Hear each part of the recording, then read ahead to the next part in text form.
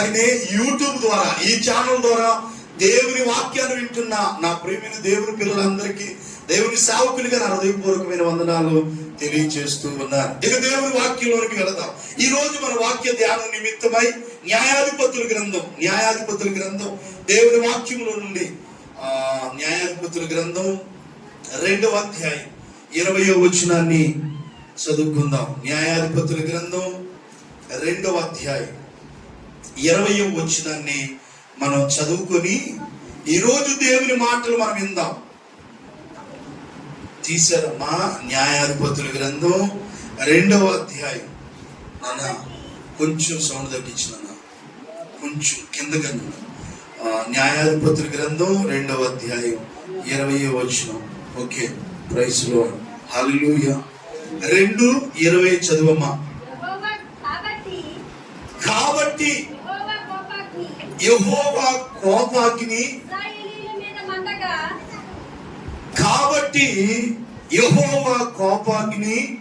ఇశ్రాయేలీయుల మీద మండగా ఆయన, చాలు, దేవునికి స్తోత్రం చెప్పండి గట్టిగా. ఈ మాట మనం అందరం చెబుదామండి. కాబట్టి యెహోవా కోపాగ్ని ఇశ్రాయేలీయుల మీద మండగా. ఏమైందంట? దేవుని కోపం అంట ఇశ్రాయేలీయుల మీద మండిందంట. ఈ రోజు నా ప్రసంగ అంశం ఏంటంటే దేవుని కోపం. చెప్పండి, దేవునికి ఎందుకు కోపం వస్తుంది? దేవుని వాక్యాన్ని మనం చదువుకుని ధ్యానం చేద్దాం. దేవుని కోపాన్ని గురించి మనం కొన్ని విషయాలు నేర్చుకుందాం. అసలు దేవునికి ఎందుకు కోపం వస్తుంది? ఇందాక నాన్నగారు కోపం తెచ్చుకున్నారు. ఎందుకు వచ్చింది ఆయన కోపం?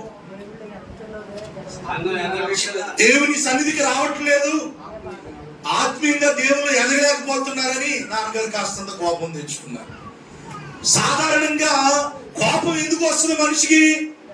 చెప్పిన మాట విన్నప్పుడు, తిరస్కరించినప్పుడు, ఎవరన్నా అనరాని మాటలు అన్నప్పుడు మనిషికి కోపం వస్తుంది. ఊరికినే ఎవరు కోపం తెచ్చుకోరు. బైబిల్ గ్రంథంలో కూడా దేవుని వాక్యం ఏముంటదని అంటే, దేవుని కోపం నిమిషం మాత్రం ఉంటదంట, దేవుని దయ ఆయుష్కాలం అంతా ఉంటదంట. హల్లెలూయా. దేవుని కోపం ఎంతసేపు ఉంటది? ఒక్క నిమిషం మాత్రం ఉంటదని కీర్తన గ్రంథంలో ఉంది. దేవుని దయ ఆయుష్కాలం అంతా ఉంటదంట.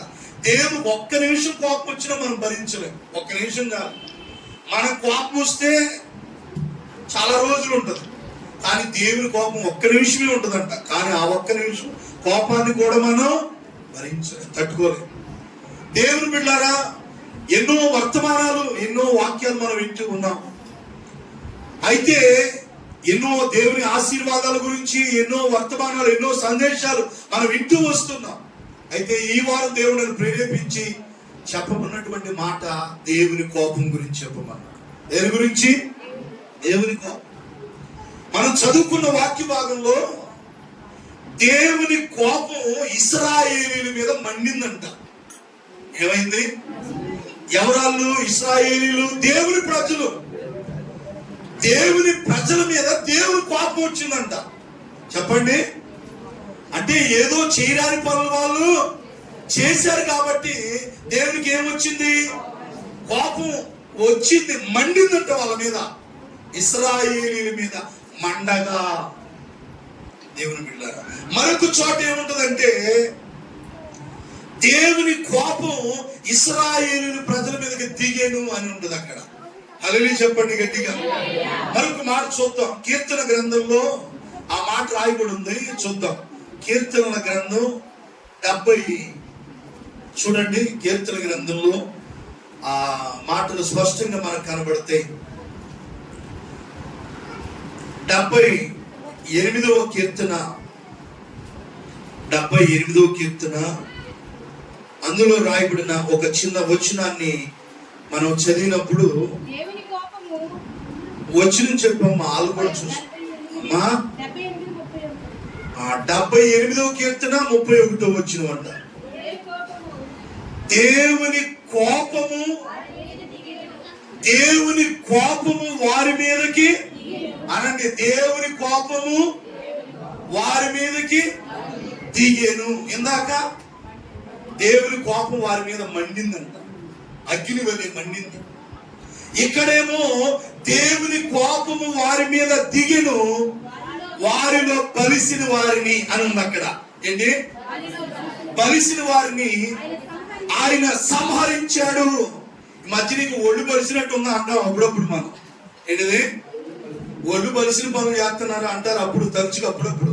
అంటే కొంతమందికి ఒళ్ళు కొవ్వెక్కి ఒళ్ళు బలిసిన చేస్తా ఉంటారు. ఈ మాట బైబిల్లోనే ప్రస్తావించాడు దేవుడు. వారిలో బలిసిన వారిని, ఎవరిని? బాగా బలిసి దేవునికి అయిష్టమైన పనులు చేశారే వాళ్ళంటే దేవుడు లేకుండా చేసేసాడ. ఏముందిరా తల్లి అక్కడ? ఆయన వారిని సంహరించెను. దేవుని బిడ్డలారా, నీవు బలిసిన పనులు దేవుని ఎదుటి చేస్తున్నావు అనుకో, దేవుని కోపం నీ మీదకి దిగి సంహరిస్తాడనమాట. బలిసిన పనులు మనం చేయకూడదు. ఇశ్రాయేలీయులు ఎందుకు దేవుని కోపం వారి మీదకి దిగింది, ఎందుకు దేవుని కోపం వారి మీద మండింది అని మనం ఆలోచన చేస్తే, ఒక్కొక్క మాట నేను మీకు ఒక 4-5 విషయాలు చూపిస్తాను. ఆ తర్వాత ఒకవేళ వాళ్ళ వలె మనం కూడా దేవునికి కోపాన్ని కలిగించే వారిగా ఉంటే, ఈ వారం మనల్ని అందరం కూడా మనం ఏం చేయాలంటే సరి చేసుకోవాలి. దేవునికి స్తోత్రం చెప్పండి గట్టిగా. దేవునికి కోపాన్ని కలిగించకూడదు మనం. ఎందుకు దేవుని కోపం ఇశ్రాయేలీయుల మీద దిగింది, ఎందుకు దేవుని కోపం వారి మీద మండింది అని అంటే, ఇందాక న్యాయాధిపతుల గ్రంథం మీరు చదివినట్టుగానే ఆ 20వ అధ్యాయం కింద లైన్లో ఉన్నమాట చదివితే అక్కడ స్పష్టంగా మనకు కనబడుతుంది. చదవండి, ఒక్కొక్కటి చూపిస్తాను మీకు. దేవుడు ఎవరిని ఊరికినే కోపగించుకోడు ఎవరి మీద. దేవుని గురించి మనం ఎక్కడ చదివినా ఏముంటుంది అంటే, దేవుడు ప్రేమ కలిగిన వాడు, దేవుడు జాలి కలిగిన వాడు, దేవుడు కరుణించేవాడు అని మనకు ఉంటుంది. మరి అలాంటి దేవుడు ఎందుకు కోపం తెచ్చుకున్నాడు? ఏదో దేవునికి బాధ కలిగించారు. ఇప్పుడు మనలాగనే ప్రభు స్తోత్రం చెప్పండి గట్టిగా, హల్లెలూయా. దేవుని పిల్లలారా, దేవుని బిడ్డలైన మనం దేవునికి కోపాన్ని, దేవుడు ఇశ్రాయేలు జనాంగం పట్ల దేవుడు ఒక ప్రత్యేకమైన ఉద్దేశాన్ని కలిగి ఉన్నాడు. ఇశ్రాయేలు ప్రజల్ని దేవుడు మరి ఇంకా పాలు తేనె ప్రవహించే దేశానికి దేవుడు వారిని నడిపించాలని ఆశపడ్డాడు. దేవుడు వారి పట్ల ఒక ప్రత్యేకమైన ఉద్దేశాన్ని కలిగి ఐగుప్తు బానిసత్వంలో నుండి దేవుడు వారిని అద్భుతాలు చేసి దేవుడు వారిని విడిపించాడు. మనం చూడనటువంటి కార్యాలు వారు ఆనాడు ఇశ్రాయేలు కళ్ళ ద్వారా దేవుడు చూశాడు. దేవదూతలు తినే ఆహారం వాళ్ళకి దేవుడు పెట్టాడంట. నీళ్లు తాగలేకపోతున్నావంటే పంటల నుండి నీళ్లు ప్రవహింప చేశాడంట. హల్లెలూయా చెప్పండి గట్టిగా. బైబిల్లో ఉన్న మాట ఏంటంటే, వారు కోరింది దేవుడు వారికి ఇచ్చాడంట. ఏమిచ్చాడమ్మా? వారు ఏది కోరుకుంటే, మేము మాంసం ఈ కాయగూరలు తినలేకపోతున్నామంటే మీరు రేపు ఎంత తింటారో మీ ఇష్టం అని దేవుడు ఆకాశంలో నుండి సముద్రంలో నుండి ఊరేళ్ళు రప్పించి వాళ్ళకి కావలసినంత మాంసాహారం పెట్టాడంట. నిజంగా ఇన్ని ఇచ్చి దేవుడు ఇన్ని ఇచ్చిన వాళ్ళు ఏం చేశారు? దేవునికి చెప్పాలి, దేవుని కోపం పుట్టించారు.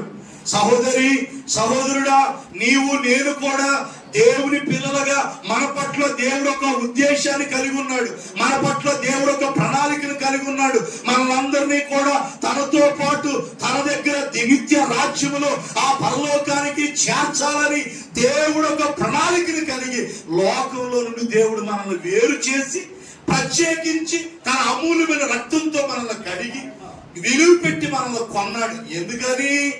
మనల్ని ఆయనతో పాటు తన రాజ్యంలో తన పక్కన కూర్చోబెట్టుకోవాలని. మనం ఏం చేస్తున్నాం?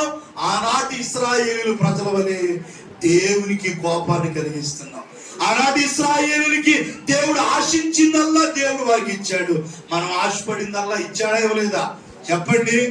మనం కూడా ఆశించిందల్లా మనకి ఇస్తున్నాడు. ఇంకెవరికైనా ఎవరినోళ్ళు ఉంటే వాళ్ళకు కూడా దేవుడు ఇస్తాడు. హల్లెలూయా. అందరికీ ఇస్తాడు ఆయన. అడుగుడి మీకు అడిగిందల్లా ఇచ్చాడా లేదా? మీకు ఇచ్చాడో లేదో నాకు తెలియదు, కానీ నేను గర్వంగా ఒప్పుకున్నా, నేను ఆశపడిందల్లా నా దేవుడు నాకు ఇచ్చాడు. హల్లెలూయా. ఇంకా నేను ఏదన్నా ఆశపడ్డాను అనుకో, నా తండ్రి నాకు భవిష్యత్తులో దాన్ని ఇస్తాడు. దేవునికి స్తోత్రం కలుగును గాక. హల్లెలూయా.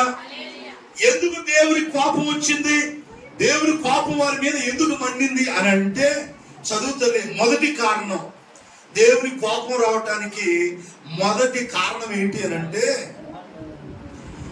ఇశ్రాయేలీయుల మీద యెహోవా కోపాగ్ని మండగా ఎందుకు దేవుడు సెలవు ఇస్తున్నాడంటే, ఈ ప్రజలు నా మాట వినక అక్కడ ఆగిక.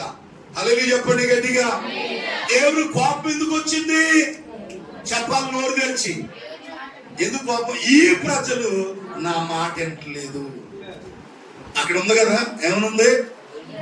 ఈ ప్రజలు అంటే ఎవరు? అన్యులు కాదు వాళ్ళు. ఇశ్రాయేలు అంటే దేవుడు నమ్ముకున్నాడు. ఏం చేయట్లా? ఈ ప్రజలు నా మాట వినక. అంటే ఇప్పుడు సేమ్ మనం కూడా ఏం చేస్తున్నాం? ఇప్పుడు నేటి క్రైస్తవుల పరిస్థితి ఎలా ఉంది? దేవుని బిడ్డలారా, దేవుని మాట వినట్లా. ఎందుకు? దేవుని కోపాగ్ని అంట మండింది. ఏం చేసింది? దేవుని కోపాగ్ని ఎందుకు మండిందంటే, ఈ ప్రజలు నా మాట వినట్లేదు. సహోదరుడా, దేవునికి ఎందుకు కోపం వచ్చింది? సేమ్ మన పిల్లలు మన మాట వినకపోతే మనకేమొస్తుంది? వస్తున్నారు అట్లేదు. సేమ్ దేవుడు కూడా అంతే. మన అందరం దేవునికి ఏమై ఉన్నాం? పిల్లలు. తన్ని అందరూ అంగీకరించారో వారందరికీ, యోహాను సువార్తలో ఉన్నది మాట, తన్ను ఎందరు అంగీకరించారు.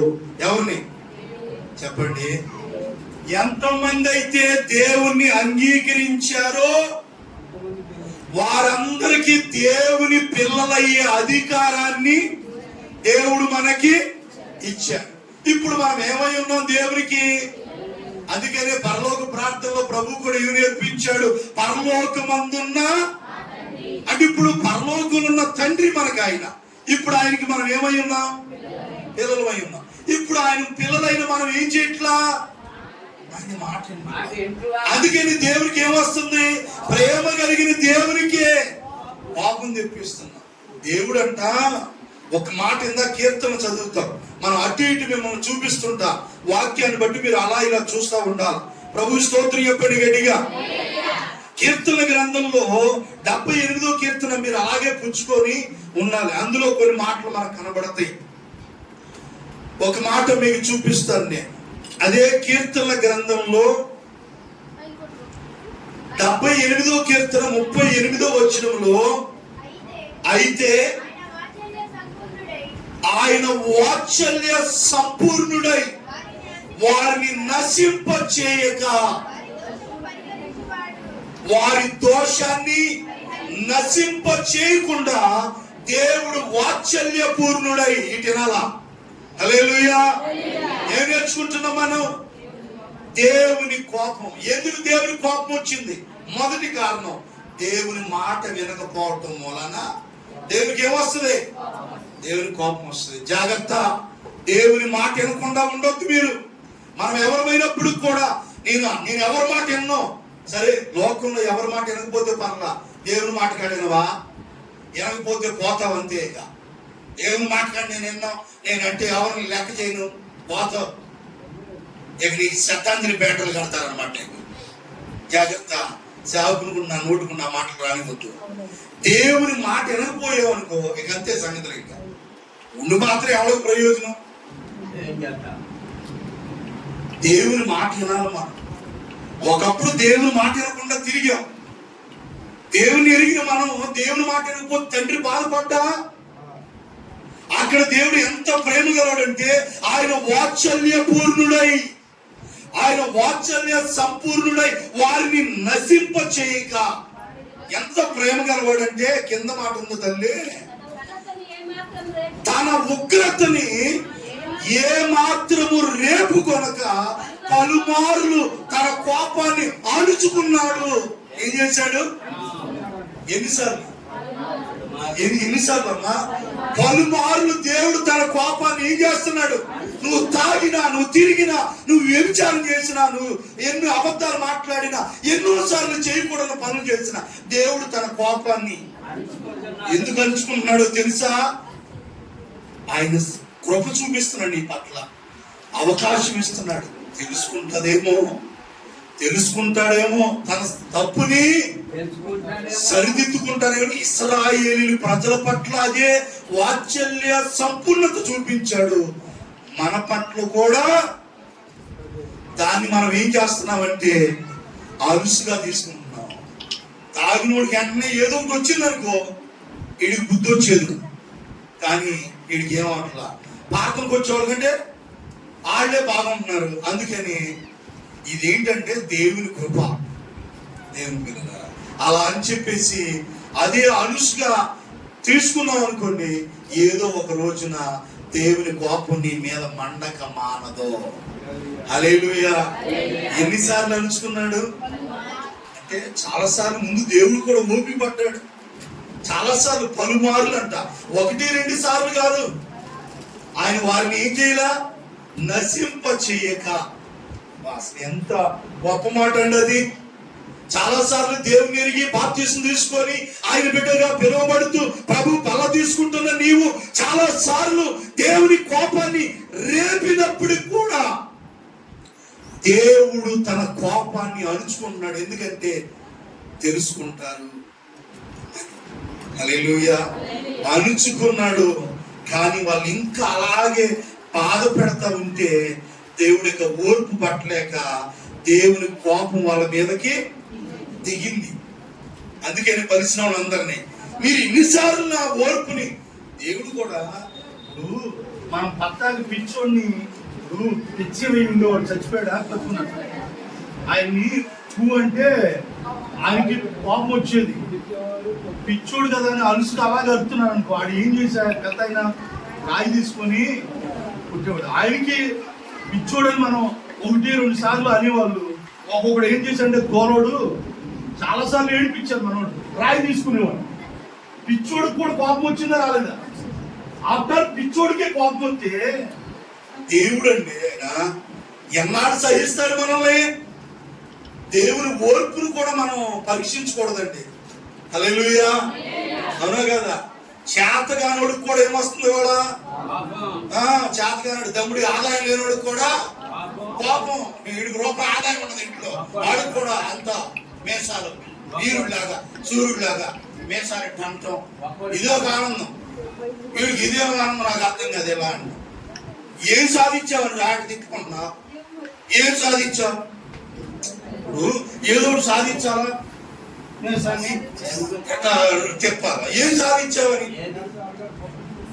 అని ఏమన్నా సాధించావా? అసలు అదే చెప్పండి గట్టిగా. ఇప్పుడు ఇదే ఆనందం, ఏంటి దేవుని పిల్లారా? చేతగాని వాళ్ళ కూడా పాపం వస్తుంటే సమస్త జ్ఞానాన్ని సమస్తాన్ని ధారాళంగా ఇస్తున్న దేవుడు ఎన్నిసార్లు నువ్వు పొరపాటు చేసినా దేవుడు తన కోపాన్ని అణుచుకుంటే చూసి చూసి ఒక్కసారి తన కోపాన్ని నీ మీద మండుతుంది. జాగ్రత్తగా ఉండాలి మనం. హల్లెలూయా. దేవుని కోపం రావటానికి మొదటి కారణం ఏంటంటే ఈ ప్రజలు నా మాట వినట్లేదు. ఒకవేళ ఇప్పటికీ దేవుని మాట వినట్లేదేమో, ఎక్కడి నుంచి అయినా నువ్వు దేవుని దగ్గర ఏం చేసుకోవాలి, తీర్మానం చేసుకోవాలి. తండ్రి, నీ కోపాన్ని నా ఇంటి మీదకి, నా కుటుంబం మీదకి రానివద్దు. నీ మాట వింటాను. అదేదో ఒక పాట ఉంది, నీ మాట వింటాను, నీకు లోబడతానయ్యా. ఏ పాటది గుర్తురాటలు నాకు కూడా. దేవుని స్తోత్రం చెప్పండి గట్టిగా. వందనాలు వందనాలు యేసయ్యా. ఆ పదంలో ఒక చరణం అది. దేవుని పిల్లలారా, ఇర్మియా గ్రంథంలో ఒక మాట ఉంది, చదువుదాం. ఆ 2 మాటలు చూపిస్తాను మీకు.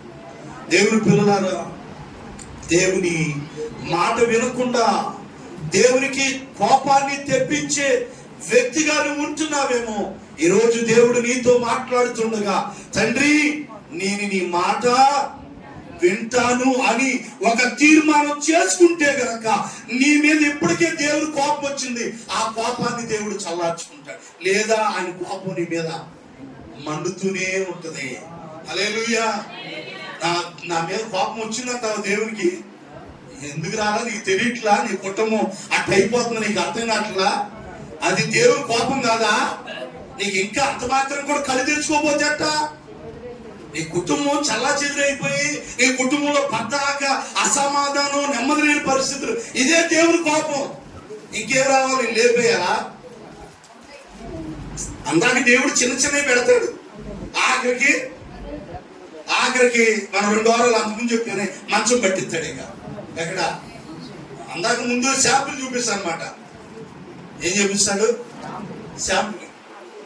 తర్వాత పెద్దది పనిష్మెంట్. ప్రభు స్తోత్రం చెప్పండి గట్టిగా. ఆల్రెడీ దేవుని కోపం నీ కుటుంబం మీదకి వచ్చింది, నువ్వు గ్రహించలేకపోతున్నావు.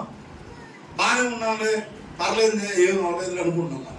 జాగ్రత్త, గ్రహించుకో. నేను ఇంకా ఎడమర్చి చెప్పలేను. నేను ప్రభు స్తోత్రం కలుగును గాక. దేవుని కోపం అది నీ చేష్టల వల్లేనేమో. దేవుని వాక్యం చెప్తుంది ఇర్మియా గ్రంథం 19వ అధ్యాయం.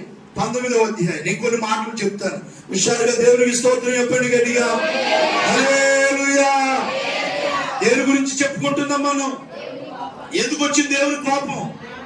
ఒక కారణం, దేవుని మాట వినట్లేదు కాబట్టి దేవునికి ఏమొచ్చింది? కోపం వచ్చింది. కాబట్టి మనం ఏం చేయాలి? ఆనాడు దేవుని ప్రజలు దేవుని మాట వినకపోవటం వల్ల దేవుని కోపం వారి మీద మండింది. కాబట్టి ప్రభువా వారి వలె నేను ఎందుకు రాయించాడు దేవుడు? వాళ్ళు ఇలా అయిపోయారు, మనం ఇలా కాకూడదని మనకు బుద్ధి తెచ్చుకోవడానికి రాయించాడంట. ఆ మాటలు చెప్పేటప్పుడు మనం ఏం చేయాలా? సరి చేయాలా? మీరు అరే ఈ పిల్లలు లేపరా, ఈ పిల్లలు లేదురా. ఇప్పుడు స్కూల్లో హోంవర్క్ చేయని వాళ్ళందరూ వచ్చి నిలబడండి అంటారు. టీచర్ గారు స్కూల్ ఫస్ట్ వెళ్ళి కొట్టగానే టీచర్ గారు బల మీద కూర్చుంటుంది, ఉపాధ్యాయుడు వచ్చి బల మీద కూర్చుంటారు.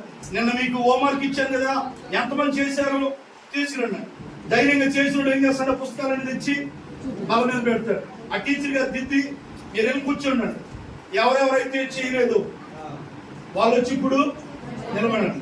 చేతిలో బెత్తం ఉంటుంది, ఇదే బెత్తం ఉంటుంది. ఇప్పుడు చెయ్యాలి. ఇప్పుడు మా స్కూల్లో చదువుకునేటప్పుడు ఇలా పెట్టేవారు, ఇట్లా పెట్టి ఇక్కడ కొట్టేసేవాడు. అప్పుడు ఈ పక్కన ఉన్నాడు, ఈయన అప్పటికి నా ఏళ్ళు వాసిపోయింది. ఈ పక్కన ఉన్నాడు ఉరిగిపోతుండేవాడు అన్నమాట. భయం వేసేది కొంతమందికి. అంటే ఒకరిని కొట్టేటప్పుడు ఇంకోటికి భయం వేస్తుంది. ఇప్పుడు నువ్వు ఎలా అర్థం చేసుకోవాలంటే దేవుని కోపం నీ మీద ఆనాడు వాళ్ళ మీదకి వచ్చింది. దేవుని వాక్యం చెప్తున్నప్పుడు అమ్మో వాళ్ళు దేవుని మాట వినలేదు కాబట్టి దేవుని కోపం వారి మీదకి దిగింది.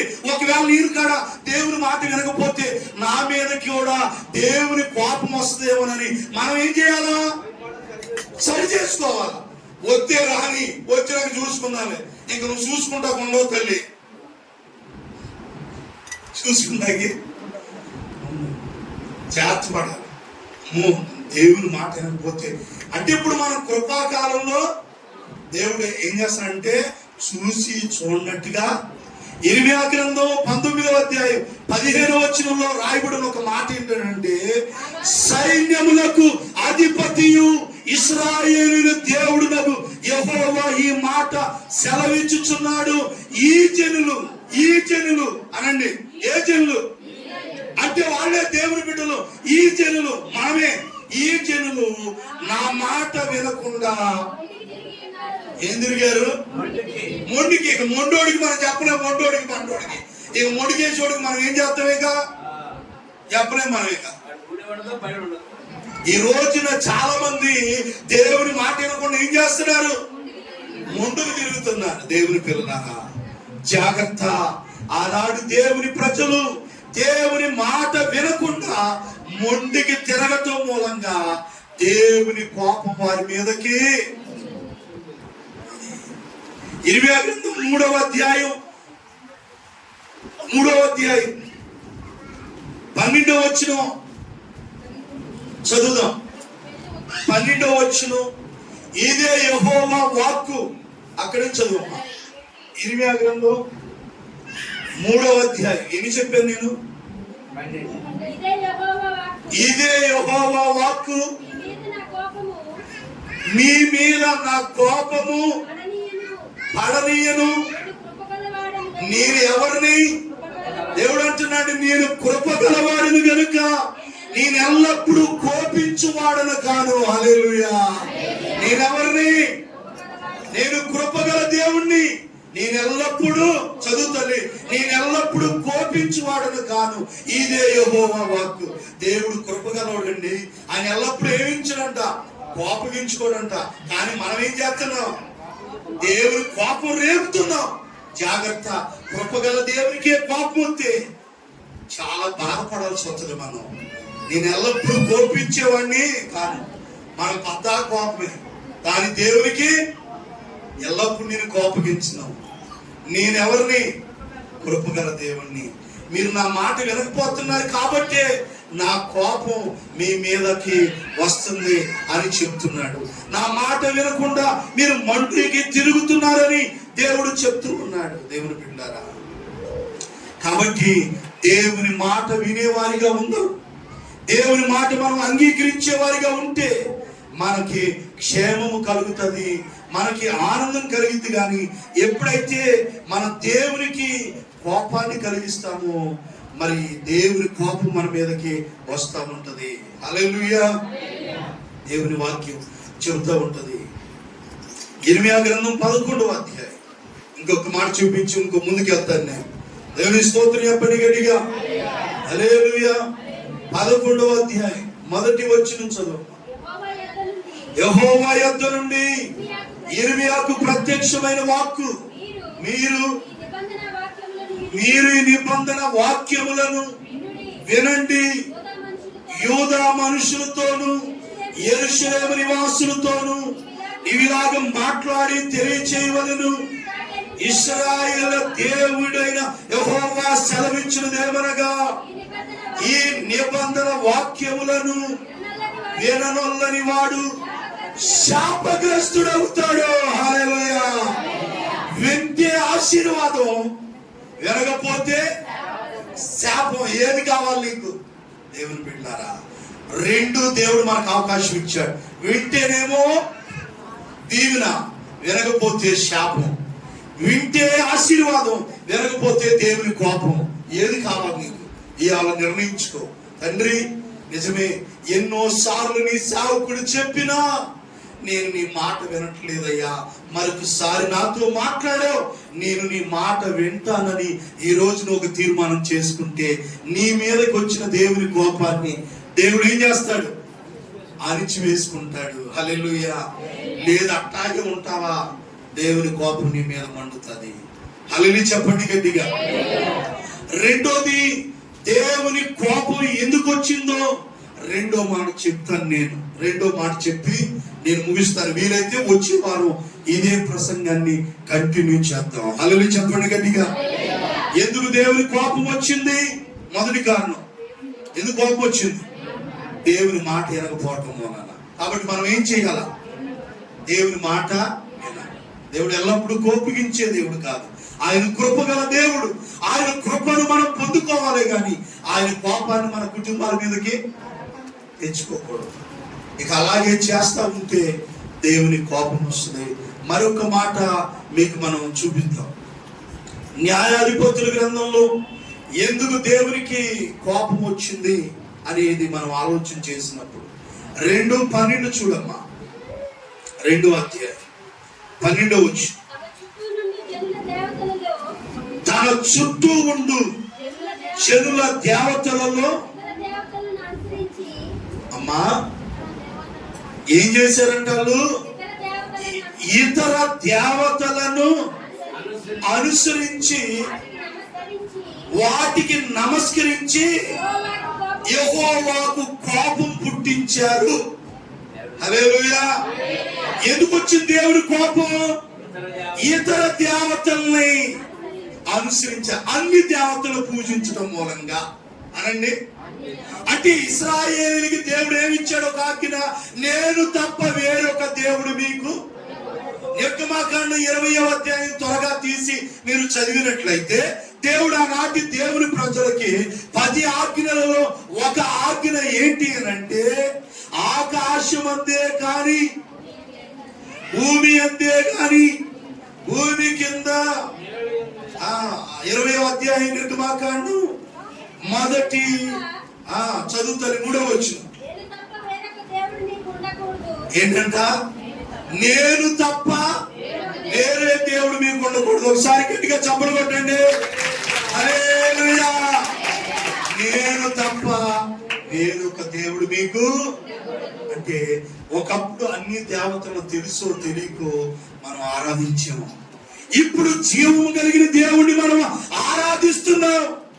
సజీవుడైన దేవుణ్ణి మనం ఆరాధిస్తున్నాం. దేవుడు అన్నాడు, నేను రోషము కలిగిన దేవుణ్ణి, నేను తప్ప వేరొక దేవుడు మీకు ఉండకూడదు అన్నాడు దేవుడు. ఒకప్పుడు అన్ని దేవతలు పూజించాం, ఒకప్పుడు అన్ని దేవతలకి నమస్కారం చేశాం, ఒకప్పుడు అన్ని దేవతలకి దండాలు పెట్టాం, పొరుగు దండాలు పెట్టాం, కోడి తలకాయలు మింగా అన్ని కొట్టుకొని ఊరేగా యాప్ మండలో ఏంటి పెచ్చి మొక్కలు ఉంటాయి, అయ్యే మండలు అగద్రా ఈ మట్టి ముక్కల మీద పెట్టేవాళ్ళు ఆ కొమ్మలు కొమ్మలు అవన్నీ పెట్టి ఊరేగారు కదా. దేవుని బిడ్డారా, ఇప్పుడు అవన్నీ వద్దనుకోలేగా జీవం కలిగిన దేవుని దగ్గరికి వచ్చాం. మళ్ళీ వచ్చింది మళ్ళీ మీకు అంటే, ఇప్పుడు మళ్ళీ అన్ని దేవతల దగ్గరికి వెళ్తున్నారు కాదు, కానీ అన్ని దేవతలకు సంబంధించిన కొన్ని అలవాట్లు మనం పాటిస్తున్నాం. దానివల్ల దేవునికి ఏమొస్తుంది? చదువమ్మా. నేను తప్ప వేరొక దేవుడు మీకు ఉండకూడదు. పైన ఆకాశం అందే కాని కింద భూమి అందే గాని భూమి కింద నీళ్ళ అందే గాని ఉండు దేని రూపాన్ని గాని విగ్రహమునైనను నీవు చేసుకోకూడదు, వాటికి సాగిలు పడకూడదు, వాటిని పూజింపకూడదు. హల్లెలూయా. 5వ వచనములో, ఏలయనగా నేను రోషము గల దేవుణ్ణి. హల్లెలూయా. ఇంకొకసారి వచ్చినాక మళ్ళా వెనక తిరిగి చూడకూడదు. ఇంకా ఏ విగ్రహానికి గాని ఏ రూపాన్ని గాని దేనికి ఏ బొమ్మలకు గాని మనం అన్ని దేవుళ్ళు ఉంటేలారా. మరి అట్టేటప్పుడు ఎందుకు వస్తున్నారు బాబు గుడికి? ఆ జనం కాడ తింటున్నావు, ఎక్కడ తింటున్నావేంట, ఎక్కడ సాట్ల నీకు ఆధారం? ఇంటికాడ వండుకొని తినవచ్చు కదా, జనం కూడా ఎందుకురా? అరే బాబు నీకు తెలవదులేడు బాబు, ఎక్కడ ఎవరు చూడట్లేదు కానీ దేవుడు చూస్తాడా బాబు? ఏంటంటారు నాయన, జాగ్రత్త ఉంటారుగా నీకు ఏం మొదలేదా? జాగ్రత్తగా ఉండాలి మనం. నానా పేపర్ ఎగిరిపోయి నేను కొట్టుకుంది కూర్చో. హల్లెలూయా చెప్పండి గట్టిగా. జాగ్రత్త ఉండాలి మనకి. అది దేవతల వైపు మనం తిరగకూడదు. ఎక్కడికి వెళ్తే అక్కడ అది ఉంటేలా ఇది ఉంటేయాలనుకుంటే ఇంకా మానేటివే. ఇంకా షడ్రకు మేషకు అబేద్నెగోలు వలె మనం కూడా మీరు మొక్కమంటే పోతే ప్రాణం పోతే మీరు మొక్కం అంతే. పానకం తాగం, మేము వడపప్పు తినం, మేము ఉండ్రాళ్ళు అంతే. అట్లా నువ్వు ఖచ్చితంగా ఏం చేయాలి చెప్పాలి, ఉండాలంతే. తినకూడదు తానియాలు ఆ షడ్రకు మేషకు అబేద్నెగోలాగా మేము రాజులు తినే ఆహారం మేము తినమని చెప్పే గట్టిగా. ఆ మేడం కాడికి వెళ్ళాక అక్కడేమో అక్కడ ఆ పాట ఇక్కడ ఈ పాట లాగా. ఇప్పుడు అందుకే మనోడు అక్కడ అన్నిళ్ళు కాడి అక్కడికి వెళ్ళినప్పుడు సినిమా పాట మన క్రైస్తవులు ఇల్లు అని తెలిసి నాకు అక్కడ దేవుడి పాట పాడేటట్టుగా, ఎక్కడికి వెళ్తే అక్కడ ఆ పాట పాడేటట్టు మొదలుపడతాం. నేను తినమంతే ఇల్లు తింటా. నేను వెళ్ళి ఎక్కడ పెడతాను కనుక్కోరయ్యా, ఏడపోతులు కూర్చారు అక్కడ జనం కాడ, అక్కడ గబ లాగిచ్చేసి వద్దాం. 400 పెట్టి తిను, ఒక అరగే మాసం తెచ్చుకొని తిని ఏమైంది నీకు? ఏమనుకుంటారు? జాగ్రత్త కలిగి ఉంటారు మనం. ఎందుకంటే నువ్వు అన్య దేవతలు వదిలిపెట్టి ఏది మనలో ఉండటానికి ఎందుకు దేవుని కోపం వచ్చింది ఆనాడు ఇశ్రాయేలు మీద? మోషే 10 ఆజ్ఞలు పలకలు దాటానికి సేనాయి పర్వతం మీదకి వెళ్ళినప్పుడు మోషే కిందకు వచ్చేప్పటికి దూడ బొమ్మ చేసుకున్నారంటే ఏంటి?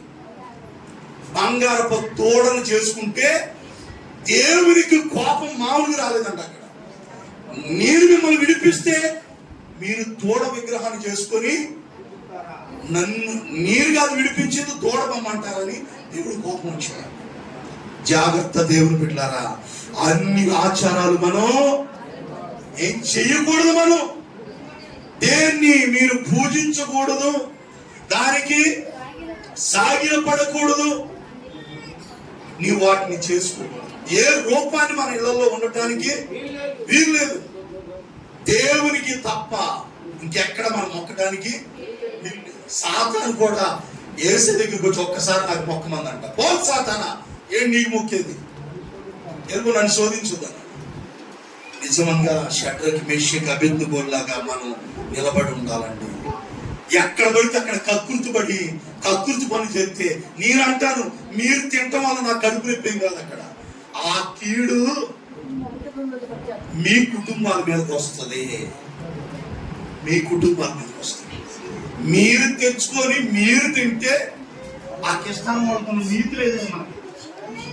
వాళ్ళు కూడా కొత్త ఈ జనం కాడ తిరుగుతున్నారా, తీసుకెళ్ళి ఆ పన మీద పడేస్తున్నారు. కొత్త పల్లెలు కొత్త కిట్లు తీసుకెళ్ళి పెంట భూమి మీద పడేస్తున్నారు. ఇప్పుడు ఈ వేళకెంత ఎదురా నిజంగా తీసుకొని ఇంటికి తెచ్చుకొని ఆ పెంట భూమిలో పడేస్తున్నారు. కొత్త ప్లేట్లు పల్లెలు. దేవుని వాళ్ళు ఏం తీర్మానం చేసుకుని నాకు అనవసరం. నువ్వు ఒక తీర్మానం చేసుకోవాలా?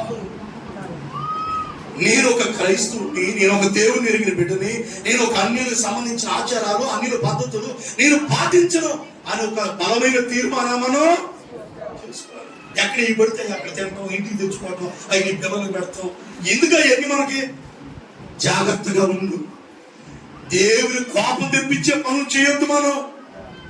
అక్కడ న్యాయాధిపతుల గ్రంథంలో అక్కడ అంటున్నాడు, వాళ్ళు అన్య దేవతలను, తమ చుట్టూ ఉండే జనుల దేవతలలో ఇతర దేవతలను అనుసరించి వాటికి నమస్కరించి యెహోవాకు కోపం పుట్టించారు. ఎందుకు వచ్చింది ఆయన కోపం? ఆ చుట్టూ ఉన్న దేవతలు అనుసరించారంట. అమ్మా నువ్వు బైబిల్ చూడరా. ఆ చుట్టూ ఉన్న దేవతలను అనుసరించి వాటికి నమస్కరించి యెహోవాకి ఏం పుట్టించారు? మనం జీవం కలిగిన దేవుని దగ్గరికి వచ్చాం. మనం ఏదో ఒక మాట చెప్పి ఒక అన్నింటినీ దేవుని దగ్గరికి తీసుకురావాలి. కానీ మనం వెళ్ళి మళ్ళా వాళ్ళతో సహవాసం చేసి మన దేవుణ్ణి తక్కువ చేసేవారిగా ఉండకూడదు. అందుకేగా ఏలియా రోషం కలిగి, యా మీ దేవుడు గొప్ప, మా దేవుడు గొప్ప తేల్చుకున్నారండి. మీరు ఎందాక రెండు తలాంతుల మధ్యలో ఉంటారు. బయలు దేవుడా, యెహోవా దేవుడా, మీరు 400 మంది, నేను ఒక్కడిని, రండి తేల్చుకునే వాళ్ళు అంటూ ఉంటారు. అట్లా రోషం కలిగి చెప్పాలా? అయ్యా ఎక్కడ ఉందో చెప్పరా, ఇక్కడ పని అవట్లా. నువ్వు ఇక్కడ ఉపవాసం ఉండి, కటిక ఉపవాసం ఉండి, మోకరించి నిలువు మోకాళ్ళు వేసి ప్రార్థన చేసుకుంటే నీ ఇంట్లో ఉన్న దుష్టుడు బయటికి రాడా అని మనకి ఏమో ప్రార్థన సరిలేక ఈ భక్తి ఆనాడు షడ్రక్ మేషక్ అబేద్నెగోలు ఆ ముగ్గురిని అగ్నిగుండంలో వేస్తే దేవుడు వాళ్ళ మధ్యలోకి వెళ్ళిందంట. 4వ వాడిగా ఇంటికి కాలిన వాసన కూడా రాకుండా. నేను అంటాను, మనం ప్రార్థన చేసుకుంటే ఆ రోజు అంత గొప్ప కార్యం చేసిన దేవుడు మన విశ్వాసంతో ప్రార్థన చేసుకుని, తండ్రి నాకు ఈ బలహీనత ఎందుకు తగ్గించమని మనం దేవుని రోషం కలిగి అడిగితే, అయ్యా నీవేగా మాకు ఆధారం, నీవేగా మా దిక్కు, మాకు ఎవరు సహాయం చేస్తారని మనం గట్టిగా దేవుడిని నిలదీసి అడిగితే దేవుడు మనకు సహాయం చేయడా? కానీ మనకి ఎక్కడ అవకాశం ఉంటే అక్కడికి వెళ్ళిపోతుంటాం. మనం ఎక్కడ చూస్తామండి దేవుని కార్యం. సహోదరులారా, అన్య దేవతలు మనం వాటి జోలికి మనం వెళ్ళొద్దు. దేవునికి కోపాన్ని పుట్టించొద్దు. జాగ్రత్త. వెళ్తున్నావేమో ఎక్కడికన్నా, దేవునికి ఇప్పటికే నీ కోపం వస్తుంది, దేవునికి కోపం కలిగిస్తున్నాను అలాంటి పనులు చేస్తే. అందుకని ఆనాటి భక్తులు ప్రాణాలు ఇవ్వటానికి కూడా వెనకాల అట్లాంటి పనులు మనం చేయకూడదు. ఎందుకంటే ఇక చావైన బ్రతికైనా తీసుకెళ్ళి ఎక్కడెయ్యాల? దేవుని మందిలో పడేయటమే. కానీ ఇక ప్రార్థన చేసుకుంటా ఉంటే దేవుడి బాధ్యత. బతుకుంటే ఇక్కడ సాక్షి చెప్పుకుంటాం. శ్రద్ధ అక్కడ ఉండటమే ఇక ఎక్కడ అవకాశం ఉంటే అక్కడ అట్లాంటి దానికి ఇక దేవుడు నమ్ముకోవడం ఎందుకని నేను అనేది. జాగ్రత్తగా ఉండే ఇక నుంచి అయినా. ఆనాడు దేవుని కోపం ఎందుకు వచ్చిందో తెలుసా? ఆ చుట్టూ ఉన్న దేవతలు వీళ్ళందరూ ఇశ్రాయేలు ప్రజలు యెహోవా దేవుని మర్చిపోయి ఇతర దేవతలను పూజించి వాళ్ళకి నమస్కారం చేస్తున్న దేవుడు కోపం వచ్చింది. జాగ్రత్త. ఈ 2 మాటలతో ముగిస్తున్నా. వచ్చేవారు మిగిలిన వర్తమానం చెప్తా. దేవుని కోపం ఎందుకు వచ్చిందో 2 మాటలు చెప్పాను. 1, దేవుని మాట వినకపోవటం వలన దేవుని కోపం వచ్చింది. 2, అన్య దేవతలను పూజించడం మూలంగా దేవుని కోపం వచ్చింది. నువ్వు కూడా అన్య దేవతలకు సంబంధించిన ఏవైనా నీ ఇంట్లో ఉన్నాయేమో, మన విగ్రహాలు తీసేసాం, మన హృదయంలో ఏవైనా విగ్రహాలుగా ఉన్నాయి పెట్టుకున్నామేమో. యేస్కేలు గ్రంథంలో అన్నారు, వారి హృదయంలో విగ్రహాలు నిలుపుకొని ఉన్నారు అన్నాడు. దేవుని కంటే ఎక్కువ ఏది ప్రేమించినా అది విగ్రహమే. ఆ విగ్రహం ఏదైతే నీ ఇంట్లో ఉందో అవన్నీ నువ్వేం చేయాలా? తీసి రాజు అయిన తర్వాత ఆ అన్య దేవతల బలిపీఠాలన్నీ పడగొట్టించేశాడంట, అవన్నీ తీసేశాడంట హిజ్కియా రాజు. అవన్నీ మనం తీసేసుకున్నాం. దేవుని కోపాన్ని మన ఇంటి మీద నుండి మనం తొలగించుకున్నాం. అలాంటి కృప వాక్యం విన్న మనందరికీ, ఈ వర్తమానం విన్న వాళ్ళందరికీ దేవుడు అనుగ్రహించును గాక. చిన్న ప్రార్థన చేస్తాను, మోకరించండి. తండ్రి, ఈ రోజు నీ సేవకుని ద్వారా నాతో మాట్లాడావు నాయనా. నీ ప్రేమల గురించి ఎన్నో సార్లు విన్నాం, నీ ఆశీర్వాదం గురించి ఎన్నో వర్తమానాలు వింటున్నాం. తండ్రి, ఈ రోజు నీ కోపాన్ని గురించి మాకు నేర్పించారు. ఎందుకు నీకు కోపం వచ్చిందో నీ సేవకుని ద్వారా నాతో మాట్లాడినందుకు నీకు వందనాలయ్యా. ఎప్పటిదాకా వాక్యం విన్నావు సహోదరి, ఒక్కసారి మోకరించి ప్రార్థన చేసుకో. నువ్వు ప్రశ్నించుకో, ప్రార్థన చేద్దాం. తండ్రి, నాతో మాట్లాడావు, నీ కోపాన్ని నా మీదకి నేను తెచ్చుకోవద్దయ్యా. ప్రార్థన చేద్దాం. తండ్రి, అలాంటి ఇశ్రాయేలు ప్రజలు నీ మాట వినకపోవటం మూలానే నీకు కోపం రప్పించారయ్యా. ఈ రోజు మేము కూడా నీ మాట వినలేని వారిగా మేము ఉంటున్నాం. మమ్మల్ని క్షమించు తండ్రి. నీ కోపాన్ని అయ్యా కలిగించే దానిగా నేను ఉంటున్నానేమో అయ్యా. అన్య దేవతలు నేను పూజిస్తున్నానేమో, అన్య ఆచారాలు నేను పాటిస్తున్నానేమో, అన్య పద్ధతులు నేను పాటిస్తున్నానేమో. నన్ను క్షమించు తండ్రి. అయ్యా, ఎన్నిసార్లు నీ మాట చెప్పినా నేను వినట్లేదయ్యా. నన్ను క్షమించు తండ్రి. నీ మాట వింటానయ్యా. ఈ ఇశ్రాయేలులారా, నా మాట వినండి, విని ఎడల ఈ దీవెనలన్నీ మీకు వస్తాయి అన్నాడు. ఎవరు నా మాట వింటారో వారిని తలగా దేవుడు నియమిస్తానన్నాడు. సహోదరి, దేవుని మాట వినండి. దేవుని కోపాన్ని కలిగించొద్దు, అన్య దేవతలను ఆచరించొద్దు. ప్రార్థన చేసుకో. తండ్రి, ఈ కోపాన్ని తెప్పించేదానిగా నేనున్నాను. నన్ను క్షమించు రాజా, నన్ను క్షమించు నాయన అని అడగండి. చిన్న ప్రార్థన చేస్తున్నా. తండ్రి, నీకు వందనాలు. మీరు మాట్లాడిన ప్రతి మాటను బట్టి నీకు వందనాలయ్యా. ప్రతి మాటను బట్టి స్తోత్రాలు. ఈ రోజు నీ వర్తమానం చేత మీరు మాతో మాట్లాడారు. ఆనాటి ఇశ్రాయేలు ప్రజల మీద నీ కోపం మండిందని, యెహోవా కోపాగ్ని మండిందని మీరు విన్నాం. ఎందుకు నీ కోపం వచ్చిందో 2 కారణాలు మేము మాకు నేర్పించారు. మొదటిగా, ఆనాటి ఇశ్రాయేలీయులు వారి పట్ల ఒక ప్రత్యేకమైన ప్రణాళికను కలిగి ఉన్నారు. కానీ వాళ్ళు నీ మాట వినకుండా నీ కోపాన్ని వారి మీదకి తెప్పించుకున్నారు. రెండోదిగా, వారు అన్ని దేవతలను పూజించారు. తద్వారా నీ కోపం కలిగిందయ్యా. ఒకవేళ మేము అలాగుంటే మమ్మల్ని క్షమించండి. ఇక నుంచి నీ మాట వింటూ సజీవుడైన నిన్ను ఆరాధిస్తూ నిన్ను మాత్రమే సేవిస్తూ, ఆనాటి షడ్రకు మెషకు అబేద్నెగోల వలె ఆనాడు దానియేలు, ఆనాడు వారి ముగ్గురు కూడా రాజులు తినే ఆహారం తిననని వారు గట్టి నిర్ణయాలు చేసుకున్నారు.